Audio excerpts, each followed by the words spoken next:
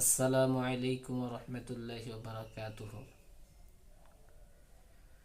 প্রিয় ভাইরা, আশা করি আপনারা সবাই ভালো আছেন। আমিও ভালো আছি, আল্লাহ তাআলা ভালো রাখছেন আপনাদের দোয়ায়। তো প্রিয় ভাইয়েরা, আপনাদের কাছে একটা কথা জানাই যে আসামের মধ্যে একজন বিখ্যাত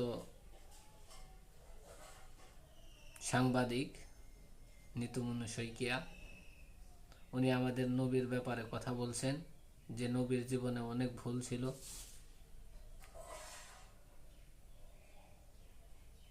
তাকে আমরা এই কথা শিক্ষা দিতে চাই যে আমাদের নবীজির জিন্দেগীর কোনো ভুল ভ্রান্তি ছিল না। কারণ নিতুমনি শইকিয়া তোমার থেকে বড় পণ্ডিত ছিল আবু জেহেল, শেবা, উতবা, এরা বহুত বড় পণ্ডিত ছিল কাফেরের মধ্যে, লিডারের মধ্যে।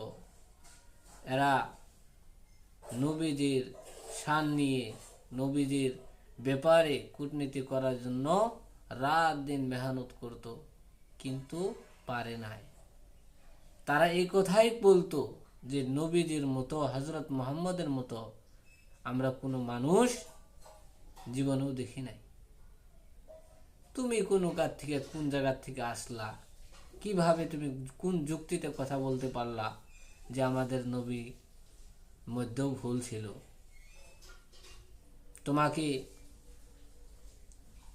তোমাকে আমরা আসামের মধ্যে একজন সত্যবাদী সাংবাদিক হিসেবে ভাবতাম, কিন্তু তুমি যে এই কথা বলবে কোনোদিনও আশা ছিল না। যতদিন পর্যন্ত তুমি এই কথার থেকে ক্ষমা না চাবে পাবলিকের সম্মুখে, অতদিন পর্যন্ত তোমার চ্যানেল আমরা দেখার জন্য প্রস্তুত নই। অর্থাৎ তোমার চ্যানেল আমরা দেখবো না, বাইকট করার জন্য চেষ্টা করব। কারণ যে ব্যক্তি নবীর শান নিয়ে কথা বলে তার সঙ্গে আমরা নাই।